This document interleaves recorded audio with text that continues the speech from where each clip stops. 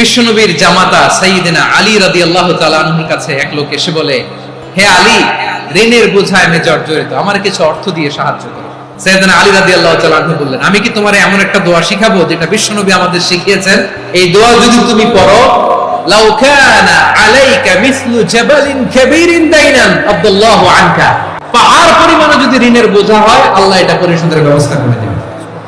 ছোট্ট একটা দোয়া বিশ্বনবী শিখালেন, বললেন তুমি পড়বা, আল্লাহুম্মা কফিনি বিহালালিকা আন হারামিকা ওয়া আগনিনি বিফাদলিকা আম্মান সিওয়াক। আল্লাহুম্মা কফিনি বিহালালিকা আন হারামিক, আল্লাহ তোমার হালাল দিয়ে আমাকে পরিতুষ্ট করো, হারাম থেকে বাঁচিয়ে রাখো, আর তোমার অনুগ্রহে মানুষের মুখাপেক্ষী যেন আমি না হই, আমি যেন সবসময় তোমার মুখাপেক্ষী হই, ওই তৌফিক দিও। সুবহানাল্লাহ পড়েন। এই দোয়া বেশি বেশি পড়লে ঋণের বোঝা হালকা করে দিবে কে? এক সাহাবীর নাম আবু উমামা, নামাজের ওয়াক্ত ছাড়া উনি মসজিদে যেয়ে বসে আছে। বিষ্ণু বললেন, কি রে আবু উমামা, নামাজের তো ওয়াক্ত হয় না, মসজিদে কি? সাহাবী বলে, হুমুমুন লাজিমাতনি ওয়া দুয়ুন, নবী গো, ঋণের বোঝায় এমন টেনশনে আছি, ঘরে থাকতে পারলাম না, মসজিদে চলে আসছি। শুনেই বলেন, আমি কি তোমার এমন একটা দোয়া শিখাবো যেটা পড়লে আল্লাহ তাআলা তোমার ঋণের বোঝা হালকা করে দিবে?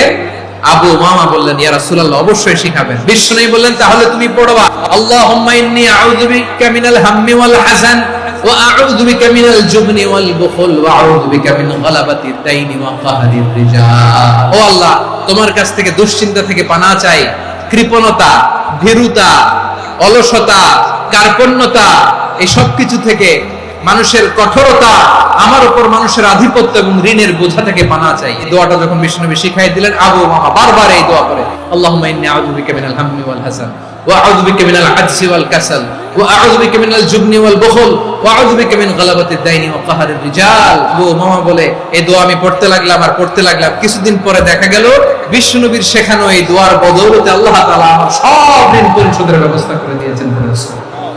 উঠতে বসতে, অফিসে যাচ্ছেন, অফিস থেকে ফিরতেছেন, বসে আছেন, শুয়ে আছেন, ছোট্ট এক শব্দে আমরা যেন বেশি বেশি পড়ি, আস্তাগফিরুল্লাহ। আল্লাহ রাসূল সাল্লাল্লাহু আলাইহি ওয়াসাল্লাম বলেন, মান লাজিমাল ইস্তিগফার, যে সব সময় এরকম ইস্তিগফারের সাথে লেগে থাকে, জাআলাল্লাহু লাহু মিন কুল্লি দীকিন মাখরাজা, আল্লাহ তাআলা তাকে কোনো বিপদে আটকান না, সে জীবনে আটকাবে না, যে কোনো বিপদে আল্লাহ তার রাস্তা বের করে দিবেন। সুবহানাল্লাহ। ওয়া মিন কুল্লি হাম্মিন ফারাজা, দুশ্চিন্তা মুক্ত হবে, ওয়ায়ারযুকহু মিন হাইসু লা ইয়াহতাসিব, এমন জায়গা থেকে আল্লাহ রিজিকের বন্দোবস্ত করবে যেটা সে কল্পনাও করে না। আওয়াজ করে পড়েন সুবহানাল্লাহ। অনেক সময় আমরা দেখি হাসপাতালে ক্যান্সারের থার্ড স্টেজে চলে গেছে, লোকটা হ্যাংলা হয়ে, চিকন হয়ে, হায়রে কি কষ্ট পায়, দেখি না? বিষ্ণু বলে, একটা দোয়া যদি কেউ অন্যের কোনো বিপদ দেখে পড়ে, ওই বিপদ তার জীবনে কখনো আসবে না।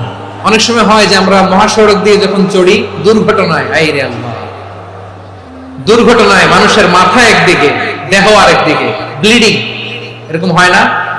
আল্লাহ তুমি হেফাজত করো। বিশ্বনবী বলেন, এই দুর্ঘটনা দেখে কেউ যদি এই দোয়াটা পড়ে, তার জীবনে সে কোনোদিন এরকম অ্যাক্সিডেন্টের সম্মুখীন হবে না। বিশ্বনবী বলেন, অন্যের বিপদ দেখে কেউ যদি পড়ে, আলহামদুলিল্লাহিল্লাযী আফানি মিম্মা বাতালাকা বিহি ওয়া ফাদ্দালানি আলা কাসীরিন মিম্মান খালাকা তাফদীলা, মানে প্রশংসা সেই আল্লাহ, যে আল্লাহ তাআলা তোমাকে যেই জিনিস দিয়ে পরীক্ষা করেছে, আমাকে ওইটা থেকে বাঁচিয়ে দিয়েছে।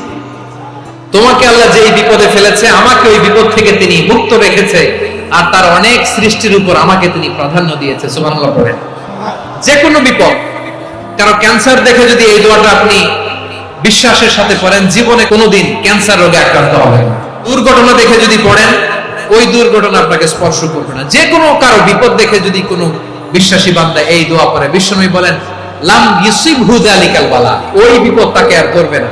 উফিয়া মিনহু মিন যালিকাল বালা কাইনাম মা কান, সে যতদিন হায়াত পাবে কোনোদিন ওই বিপদ তাকে স্পর্শ করবে না।